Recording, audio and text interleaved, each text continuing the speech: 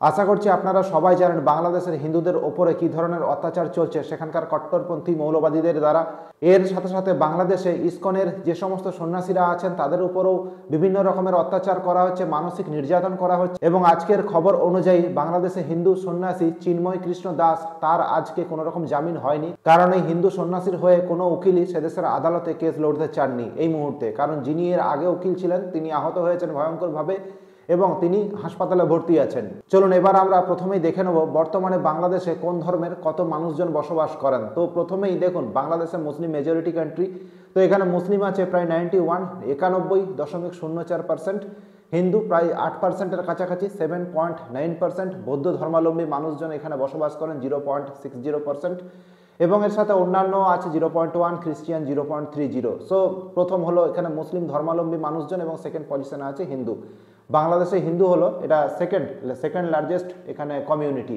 আশা করছি আপনারা সবাই জানেন সারা বিশ্বের মধ্যে প্রায় 57টি ইসলামিক কান্ট্রি আছে এবং এই সমস্ত দেশগুলোর মধ্যে 57টি দেশের মধ্যে যে সমস্ত জায়গায় মাইনরিটি, অর্থাৎ আমি হিন্দুদের কথাই বলছি, যে সমস্ত দেশে হিন্দুদের অবস্থা শোচনীয় তার মধ্যে বাংলাদেশ একটি। বাংলাদেশে হিন্দুদের অবস্থা সেই প্রাচীনকাল থেকে ভয়াবহ, তার সমস্ত রিপোর্ট আজকে আমি আপনাদের দেব। বাংলাদেশে হিন্দুদের পপুলেশনের কি চেঞ্জেস হয়েছে সেটা জানতে হলে আপনাদের প্রথমে দুটো ভাগ করতে হবে, একটা স্বাধীনতার আগে কি চেঞ্জ হয়েছে এবং স্বাধীনতার পরে কি চেঞ্জ হয়েছে। আমরা যদি দেখি 1901 সালে বাংলাদেশে হিন্দু পপুলেশন ছিল প্রায় 33% এবং তারপর 1911 সালে 31.50% আসে। এইভাবে কমতে কমতে 1961 সালে অর্থাৎ বাংলাদেশের যে স্বাধীনতা অর্জন করেছিল তার ঠিক আগের দশকে, সেই সময় 1961 সালে বাংলাদেশে হিন্দু জনসংখ্যা কমতে কমতে এসে পৌঁছেছিল 18.50 অর্থাৎ 18.5%।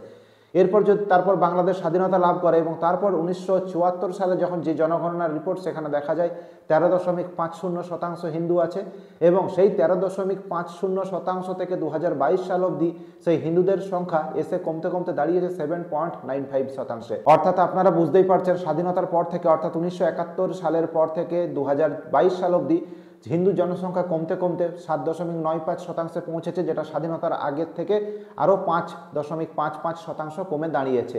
এখন আপনাদের মনে প্রশ্ন জাগতেই পারে যে বাংলাদেশে হিন্দুদের হচ্ছেটা কি, কারণ প্রত্যেক বছর নিয়ম করে কমছে, প্রত্যেক দশকে হিন্দুদের সংখ্যা কমছে। এর প্রধান কারণ আপনারা দেখে থাকবেন, এর প্রধান কারণ হলো বর্তমানে যেটা হচ্ছে সেটাই। বাংলাদেশে কট্টরপন্থীদের দ্বারা বিভিন্ন সময় নির্যাতন হয়েছে, বিভিন্ন সময় হিন্দুদের উপর নির্যাতন হয়েছে। 1971 সালে আপনারা দেখেছেন লক্ষ লক্ষ হিন্দুদেরকে তাড়ানো হয়েছে এদেশে, তাদের জমি জমা সম্পত্তি বিষয় সম্পত্তি সমস্ত কিছু ছেড়ে তাদেরকে এদেশে আশ্রয় নিতে হয়েছে। আপনারা সেই যদি গল্প পড়েন তাহলে আপনাদের চোখেও জল আসবে একজন বাঙালি হিসাবে। এইরকম হয়েছে, আপনারা এখনও দেখে থাকবেন যে সমস্ত বিভিন্ন সময় পুজোর সময় তাদের হিন্দুদের প্রতিমা ভাঙচুর হয়, তাদের যে মণ্ডপ সেখানে ভাঙচুর হয় প্রত্যেক বছর। এমন কোনো বছর যায়নি যেখানে আপনারা দেখাতে পারবেন বাংলাদেশে পুজোর সময় হিন্দুদের পুজোর সময় সেখানে প্রতিমা ভাঙচুর হয়নি বা মণ্ডপ ভাঙচুর হয়নি।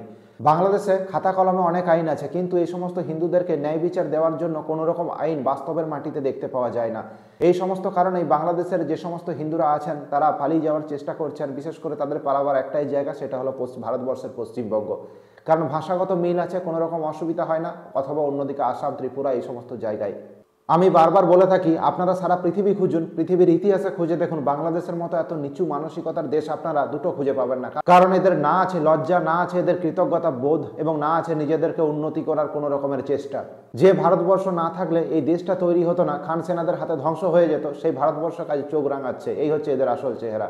যে ভারতবর্ষ ডিম আলু চাল শাক সবজি এই সমস্ত সরবরাহ নিয়মিতভাবে না করলে তাদের অর্থনীতি ভেঙে পড়বে, সেই দেশকে চোখ রাঙাচ্ছে এই দেশটি। তাহলে বোঝাই যাচ্ছে এরা কত অকৃতজ্ঞ একটি দেশ। তো বন্ধুরা, যদি আপনাদের বাংলাদেশ নিয়ে কোনো রকমের মন্তব্য থাকে অতি অবশ্যই কমেন্ট সেকশনে জানাবেন।